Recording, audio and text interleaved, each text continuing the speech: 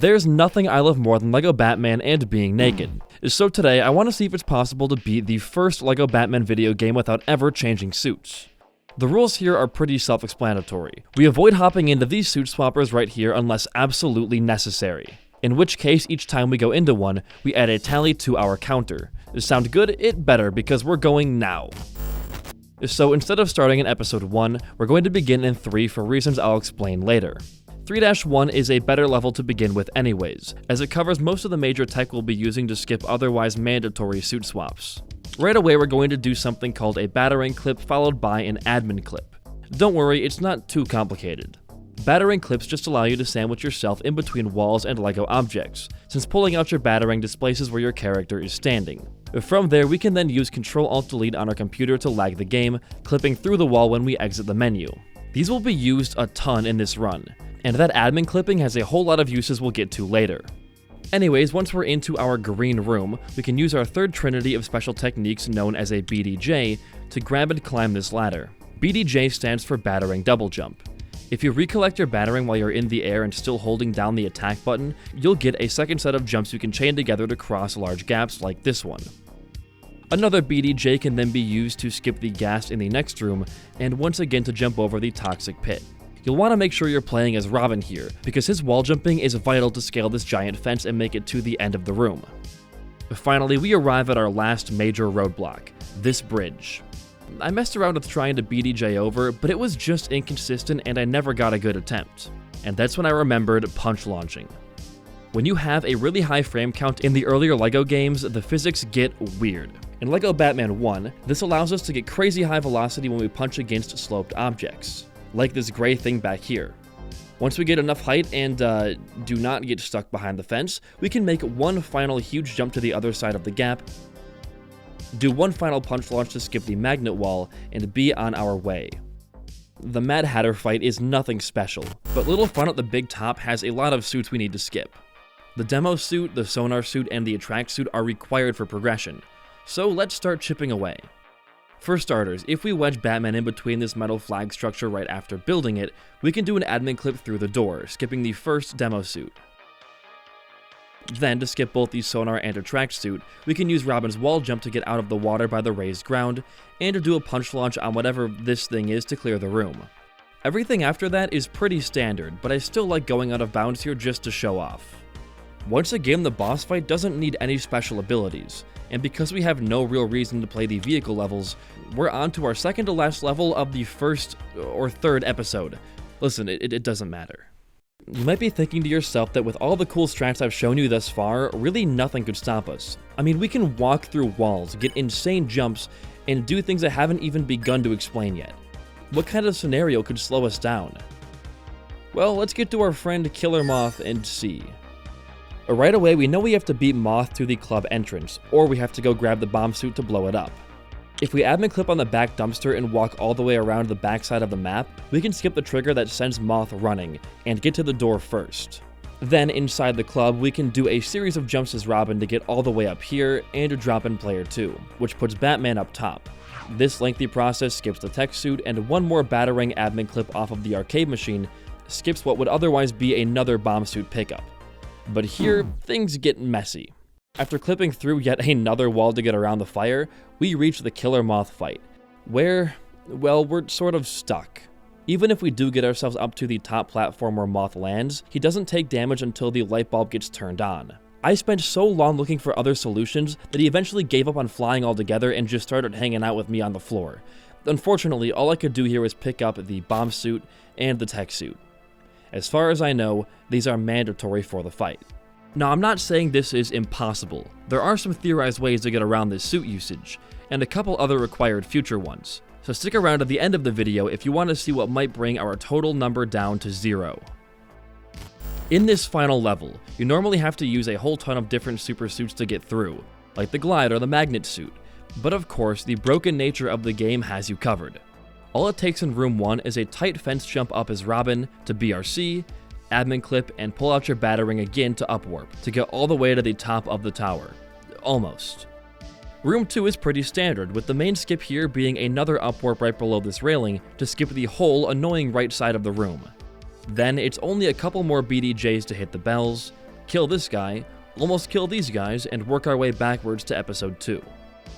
Like that's murder right there. He killed a guy, right? He's dead? He's gone? Based? So we have 2 swaps in one episode. Both belong in the same exact room.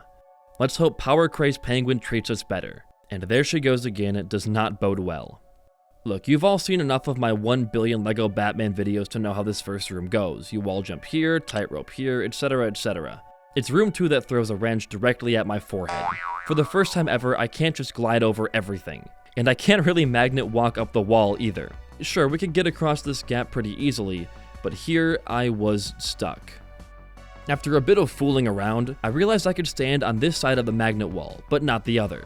This didn't give me the height I needed nor the distance to clear the gap, but it did give me an idea. Battering double jumps were made to be creative with, and it's honestly my favorite speed tech in any LEGO game ever.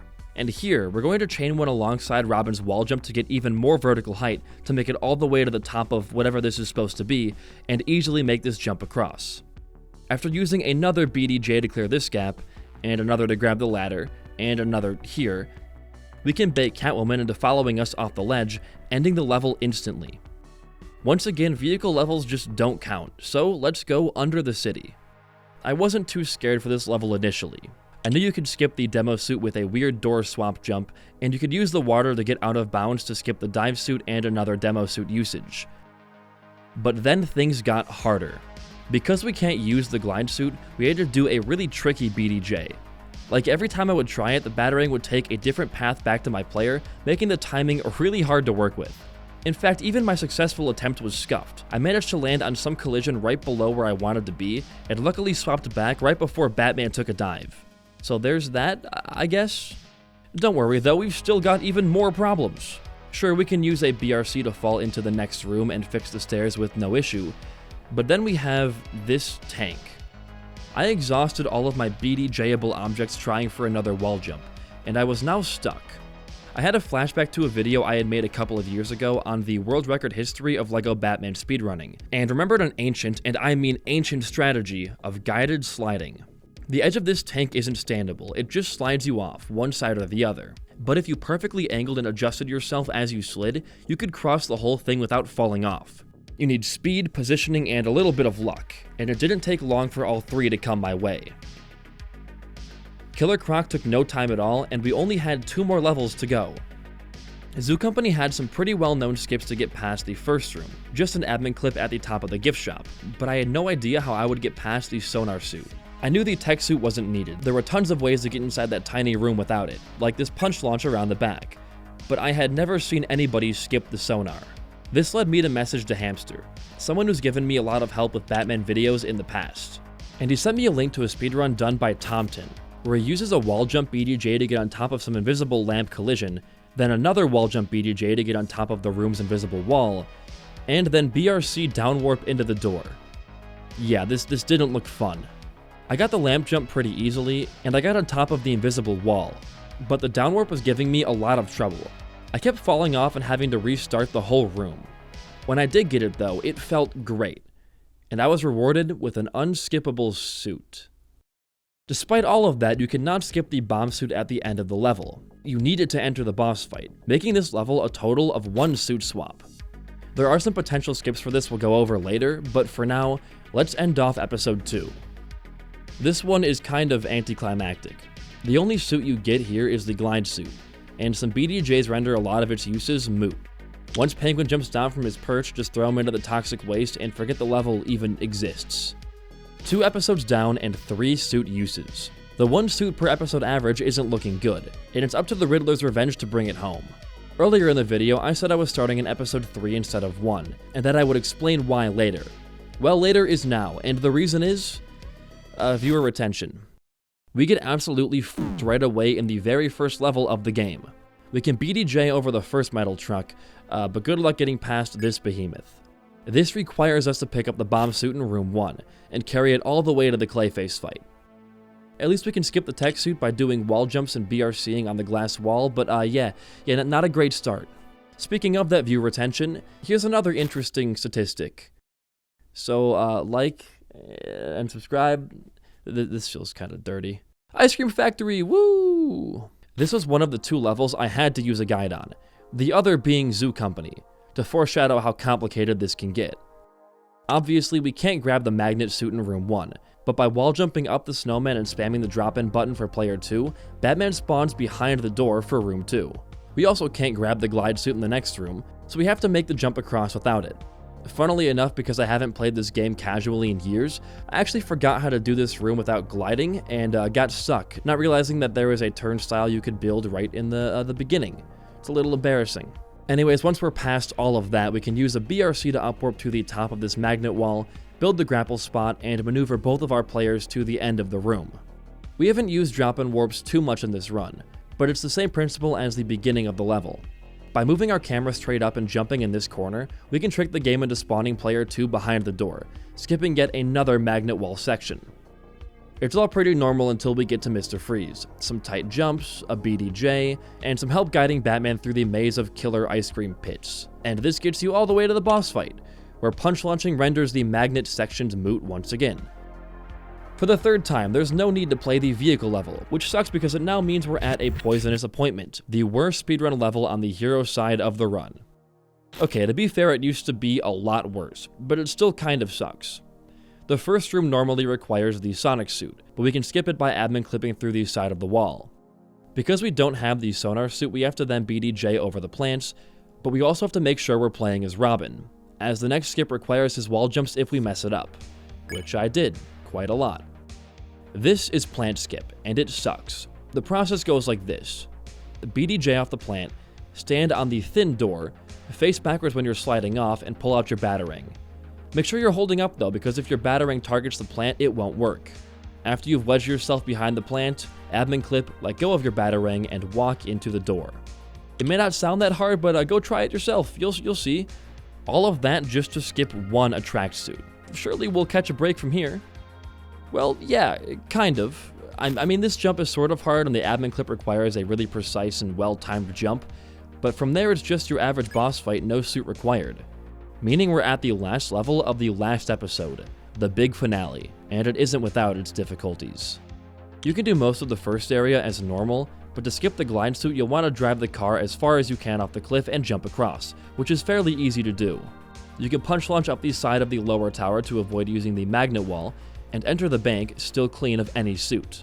Because you can't glide around or use the attract suit to bypass the toxic waste, you'll have to rely on 1 BDJ to get to the main platform, 1 more to jump the gate and walk across the wall, and another final one to get to the second raised lever. The only real issue I had here was running out of stuff to BDJ off of, but I got through it eventually.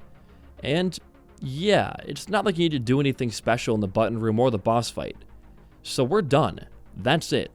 4 total suit swaps for 15 levels. Let's now take a look at some avoidance strategies. And You Can Bank on Batman, the only way we could possibly get behind the second metal truck is with a super jump.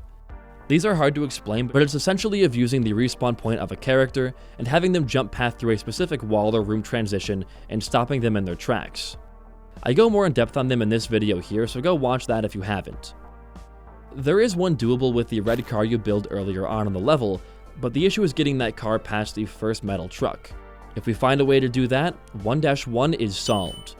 In Zoo Company, we'd need another super jump below the metal grate that blocks the boss fight. This jump hasn't been proven possible, but there is some research being done with BDJs interrupting the super jump, making that a possible avenue of success.